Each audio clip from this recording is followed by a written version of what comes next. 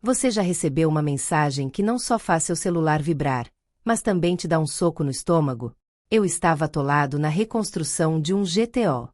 Gordura nas mãos. Música sacudia as paredes da garagem. A vida finalmente começava a fazer sentido. Então a tela se iluminou. Ank. Reunião de família. 1 hora. Ank não tem família. Não nos 5 anos em que está casado com a minha mãe. Sem aniversários, sem férias, sem cerveja no quintal. Ele só liga quando precisa de força para mover móveis. Então isso era diferente. Eu praticamente ignorei, mas a resposta dele, é em cima da garagem, ficou na minha cabeça como óleo inamovível. Em cima da garagem, o único lugar que nunca significou nada para ele. A casa do meu pai. Minha casa.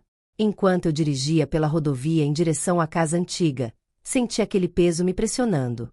A mesma casa que meu pai comprou quando eu tinha 6 anos. A entrada da garagem onde ele me ensinou a ajustar uma vela de ignição. As paredes cheiravam a óleo de motor e café queimado. Ele investiu a vida inteira na Bennett Sons. E depois que ele faleceu de câncer em 2017, me servi de uma bebida. Lembro-me de apertar o volante com tanta força que meus nós dos dedos ficaram brancos. Rock clássico tocava no rádio, mas eu mal notei. Minha mente estava a mil. O que ele poderia querer? Quando entrei, mal o reconheci. Sua poltrona havia sumido, suas chaves inglesas, substituídas por slogans emoldurados. Seja o CEO da sua própria vida. A sabedoria de Ank. Os olhos da minha mãe estavam vermelhos. E Ank sorria, com um uísque na mão. Boas notícias, disse ele. Vendi a oficina. Achei que tinha ouvido errado, mas ele me entregou a papelada.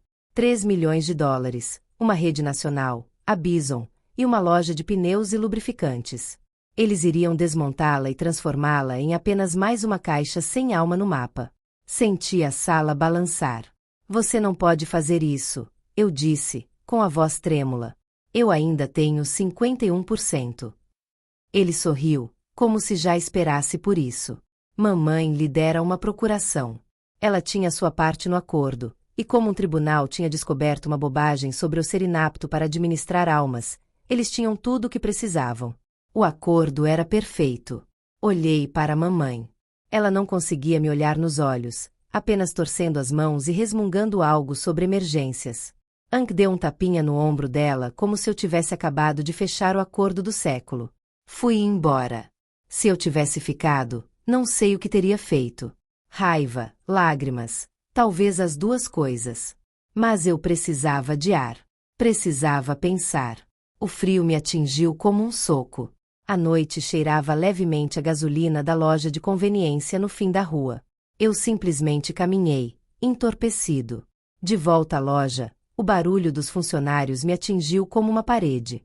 Queimadores faiscavam, catracas estalavam, música alta, e eu não conseguia dizer uma palavra sequer.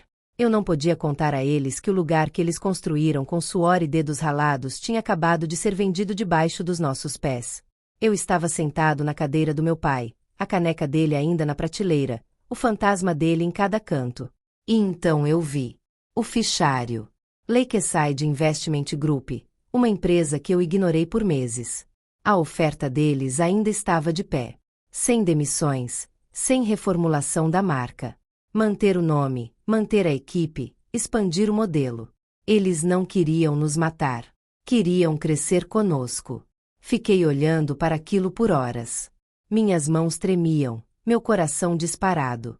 Pensei no meu pai, em todas as noites que ele passou sob aquelas luzes, com os cotovelos enfiados nos motores, me guiando, me ensinando. E percebi que não ia desistir daquilo. Então liguei. Naquela noite, conheci Randall, o marido dela, em um restaurante que cheirava gordura de bacon e borra de café. Sem conversa fiada, direto ao ponto. Não queremos mudar o que você construiu. Queremos construir sobre isso. De manhã, os papéis foram assinados. Quando o marido de Bison apareceu na casa da minha mãe, Ank estava pronto para bancar o rei da empresa. Ele estava de blazer, cadernos em punho, praticando seu discurso de vendas. Mas quando o representante da Bison mostrou os papéis, ele fez uma careta. A Bennett Sons já tinha me vendido e a Lakeside. Anki estava pálido. Seu negócio foi cancelado instantaneamente. Pior, Bison queria seu depósito de volta. 60.000 libras esterlinas em acusações de fraude. Mamãe ficou lá, pálida, e finalmente disse as palavras que eu esperava ouvir há anos. Arrume suas coisas. Vá embora antes do jantar. Eu não fiquei para vê-lo se preocupar. Essa não era mais minha luta. Minha luta era preservar o que meu pai havia construído. Naquela noite, eu estava de volta à oficina.